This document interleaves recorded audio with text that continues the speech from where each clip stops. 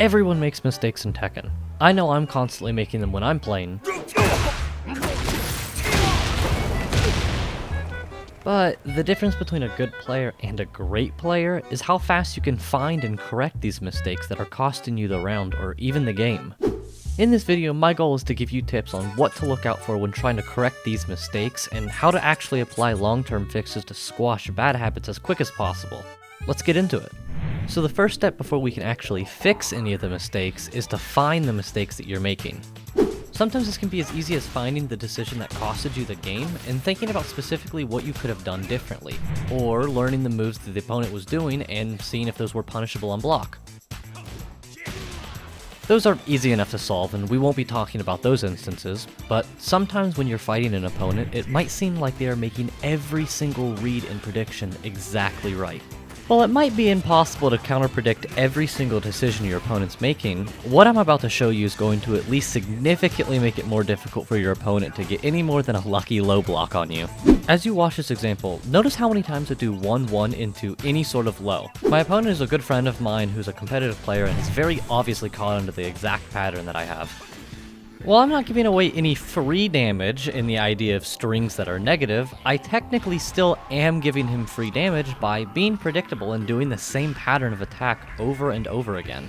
Instead of doing 1-1 into a low every single time, I could do 1-1 into nothing to get him to duck in my face to even show him, hey, don't do that, I know what you're doing. I could also do 1-1 into a fast mid option like forward 4, or hell, I could even do 1-1 into a delayed low, or even a delayed down forward 2 to catch any retaliation. This simple idea of being able to be one step ahead of your opponent at all times is the basis of pretty much how properly predicting your opponent works, which is definitely a topic I want to cover in the near future. However, for the time being, we can use this exact same idea in the literal opposite way to ensure that our opponent has the absolute hardest time at predicting our next move. So now that we understand how to fix and apply changes to our game plan to make sure that our opponent has the hardest time as possible in predicting our actions, let's go back to the drawing board and answer the question of just how do we even find these problems? Now, bear with me for a moment because this might sound a bit counterproductive and backwards, but believe it or not, sometimes the things that you're doing right is actually what you're doing wrong. Now, hold on. I know that that sounds confusing, but I promise I'm about to make this a lot more simple. Here, let me show you. You see, when you look at a game plan, or a move, or even a set of actions like a frame trap, answering the question of, is this the correct move, is absolutely dependent on the exact moment that's happening in-game. Let's take King for an example here, because it's easy to say that most Kings are gonna want to grab, right?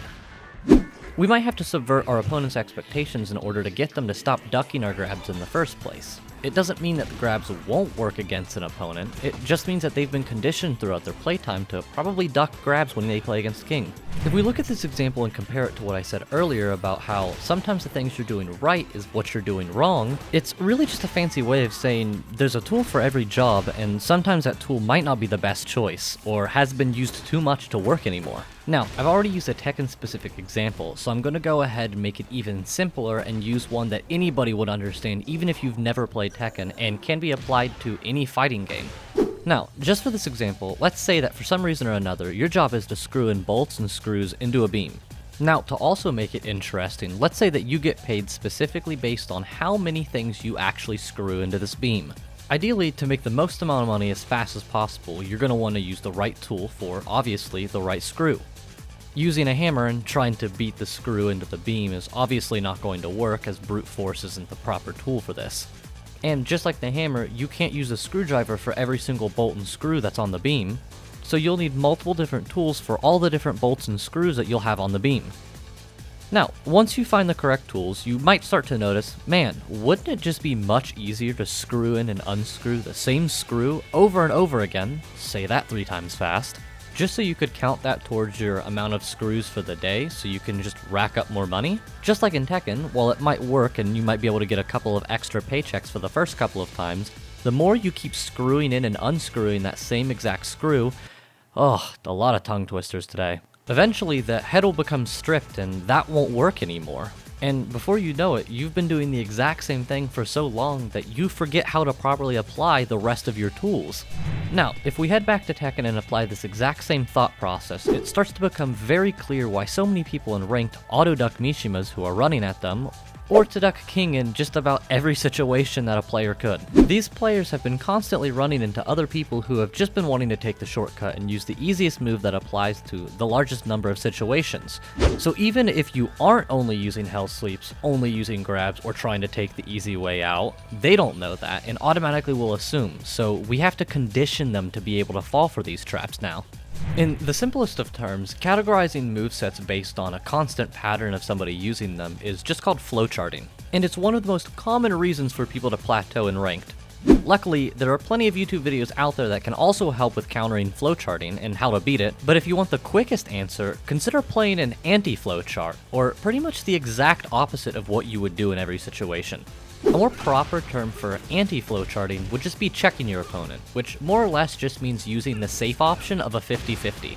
If we use Kazuya's Hell Sweep for this example, we know that forward 3 is completely safe on block, but is rarely ever used in the interactions of ranked matches. Because of this, we have the first opportunity to run our mix-up game. We can opt for the safest option first, and if they duck and get hit, you get a full combo. If they don't duck, the move is safe, and at worst, you just lose your turn. While the combo would be nice, the biggest reason as to why we're doing this is because we are checking to see if the opponent understands what the 50-50 mix-up is. If they just stand there and don't do anything every single time you try and do it, most chances are they might not even know that the Hell Sweep exists. But if they're ducking in front of you every single time you try and run your 50-50 mix-up game, it's probably because they've been Hell Sweeped a lot and are very afraid of that. So that's where the fun part comes in. You get to show them that there's a lot scarier things in Kazuya's kit than the Hell Sweep. From here on out, after the very first interaction, it's completely up to you on whether or not you decide to run your 50-50 mix-up game, hit them with a Hell Sweep, or just keep doing forward 3 if they're ducking still. Remember, never give your opponent the benefit of the doubt of learning something. If they haven't learned it and aren't punishing you, there's no reason to stop using something. Hopefully, while not being a fully in-depth guide, this video has given you at least some insight needed to go back and rewatch some of your replays to consider how predictable your flowcharts might be, or even just how commonly known a setup you keep trying to use is. If you enjoyed this video at all and you want to see more videos like this, consider leaving a like and subscribing for more content. I'm trying to do this full time and I would absolutely love any of the support you guys are willing to give. As always, thank you so much for watching, I really appreciate it, and hopefully this helps you out in ranked. Good luck out there guys, bye.